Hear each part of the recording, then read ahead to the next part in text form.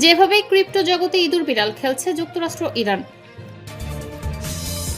ইসরায়েলের বিরুদ্ধে গম চুরির অভিযোগ, নিষেধাজ্ঞা নিয়ে ভাবছে ইইউ। রেকর্ড গড়ে দেশে ফিরছে বিশ্বের বৃহত্তম রণতরী ইউএসএস ফোর্ড। সর্বশেষে জানাবো, ইরান অবরোধ বাড়াতে ট্রাম্পের বৈঠক, তেলের বাজারে আরো অস্থিরতার শঙ্কা। শিরোনাম শুনলেন, এবারে বিস্তারিত। যেভাবে ক্রিপ্টো জগতে ইঁদুর বিড়াল খেলছে যুক্তরাষ্ট্র ইরান।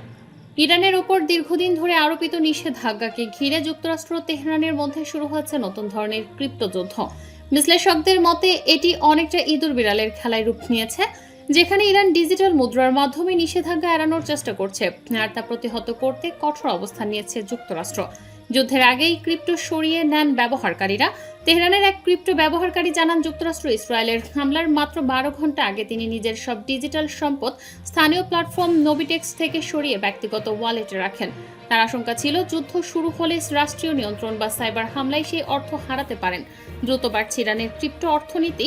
ব্লকচেইন বিশ্লেষণ প্রতিষ্ঠান চেইন অ্যানালাইসিসের তথ্য অনুযায়ী 2025 সালে ইরানের ক্রিপ্টো অর্থনীতির আকার দাঁড়িয়েছে $7.78 বিলিয়ন বেশি। এতে শুধু সাধারণ মানুষ নয়, রাষ্ট্রীয় সংস্থাও বড় ভূমিকা রাখছে। বিশেষ করে ইসলামিক রেভলিউশনারি গার্ড কর্পস একাই চতুর্থ প্রান্তিকে মোট ক্রিপ্টো লেনদেনের প্রায় 50% নিয়ন্ত্রণ করেছে বলে প্রতিবেদনে উল্লেখ করা হয়। ইসরায়েলের বিরুদ্ধে গম চুরির অভিযোগ, নিষেধাজ্ঞা নিয়ে ভাবছে ইইউ। রাশিয়ার দখল করা ইউক্রেনীয় অঞ্চল থেকে চুরি করা গম আমদানির অভিযোগে ইসরায়েলের বিরুদ্ধে নিষেধাজ্ঞা দেওয়ার বিষয়টি বিবেচনা করছে ইউরোপীয় ইউনিয়ন। এ ঘটনায় ইসরায়েলকে স্বাভাবিক দেশ নয় বলেও সমালোচনা করা হয়েছে। ইউক্রেনের প্রেসিডেন্ট ভ্লাদিমির জেলেনস্কি বলেন, যে কোনো স্বাভাবিক দেশে চুরি করা পণ্য কোনো আইনের দৃষ্টিতে দণ্ডনীয় অপরাধ। তিনি দাবি করেন, লুট করা গম বহনকারী একটি জাহাজ ইতোমধ্যে ইসরায়েলে পৌঁছেছে এবং তা খালাসের প্রস্তুতি নিচ্ছিল। এমন কার্যক্রমকে বৈধ ব্যবসা বলা যায় না, বরং ইসরায়েলি কর্তৃপক্ষ বিষয়টি জানত না, এ দাবি বিশ্বাসযোগ্য নয়। এদিকে ইইউ জানিয়েছে, রাশিয়াকে আন্তর্জাতিক নিষেধাজ্ঞা এড়িয়ে যেতে সহায়তা করার অভিযোগে ইসরায়েলি ব্যক্তি ও প্রতিষ্ঠানের বিরুদ্ধে ব্যবস্থা নেওয়ার বিষয়টি বিবেচনায় রয়েছে। রেকর্ড গড়ে দেশে ফিরছে বিশ্বের বৃহত্তম রণতরী ইউএসএস ফোর্ড। রেকর্ড সংখ্যক দিন দায়িত্ব পালন শেষে যুক্তরাষ্ট্রে ফিরছে বিশ্বের বৃহত্তম যুদ্ধজাহাজ ইউএসএস জেরাল্ড আর ফোর্ড। 300 দিনের বেশি সময় ধরে চলা এই অভিযানে রণতরীটির অন্যতম প্রধান কাজ ছিল ইরানের বিরুদ্ধে যুদ্ধ ও ভেনেজুয়েলার নেতা নিকোলাস মাদুরোকে গ্রেফতারে অংশ নেয়া। স্থানীয় সময় বুধবার যুক্তরাষ্ট্রের 2 জন কর্মকর্তা এই তথ্য নিশ্চিত করেছেন। নাম প্রকাশ না করার শর্তে কর্মকর্তারা জানান, আগামী কয়েকদিনের মধ্যে মধ্যপ্রাচ্য ছাড়বে ইউএসএস ফোর্ড। মে মাসের মাঝামাঝি এটি যুক্তরাষ্ট্রের ভার্জিনিয়ায় অবস্থিত নিজস্ব বন্দরে পৌঁছাবে। যুক্তরাষ্ট্রের প্রভাবশালী সংবাদ মাধ্যম দ্য ওয়াশিংটন পোস্ট প্রথমেই খবরটি প্রকাশ করে।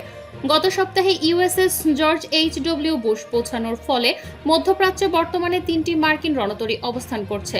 2003 সালের পর এ প্রথম একসঙ্গে 3টি মার্কিন রণতরী মোতায়েন করা হলো।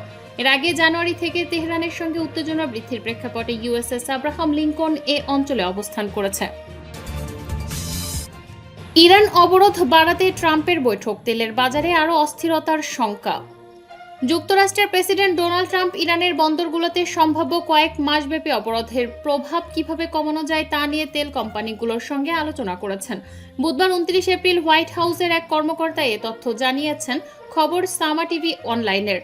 আলোচনাটি হয়েছে এমন সময়ে যখন সংঘাত নিরসনের প্রচেষ্টা কার্যত স্থবির হয়ে আছে। যুক্তরাষ্ট্র ইরানের তেল রপ্তানি সীমিত করতে নৌ অবরোধ জোরদার করছে, যাতে দেশটিকে আবারও হরমুজে জাহাজ চলাচল খুলে দিতে বাধ্য করা যায়। ওয়াশিংটন ও তেহরানের মধ্যে পাল্টাপাল্টি হুমকির মধ্যে মধ্যস্থতাকারী হিসেবে পাকিস্তান উত্তেজনা কমানোর চেষ্টা করছে এবং দুপক্ষের মধ্যে বার্তা আদান প্রদান চলছে বলে একটি সূত্র জানিয়েছে।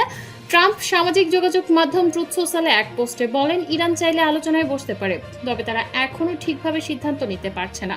হোয়াইট হাউসের ওই কর্মকর্তা জানান, বৈঠকে তেল বাজার স্থিতিশীল রাখতে কী পদক্ষেপ নেওয়া যায় এবং প্রয়োজনে কয়েক মাস ধরে অবরোধ চালিয়ে যাওয়ার কৌশল নিয়েও আলোচনা হয়েছে, যাতে মার্কিন ভোক্তাদের ওপর প্রভাব কমানো যায়। অবরোধ দীর্ঘায়িত হওয়ার আশঙ্কায় বিশ্ববাজারে তেলের দাম বুধবার 6% বেশি বেড়েছে। অপরিশোধিত তেল 1 মাসের মধ্যে সর্বোচ্চ দামে পৌঁছেছে।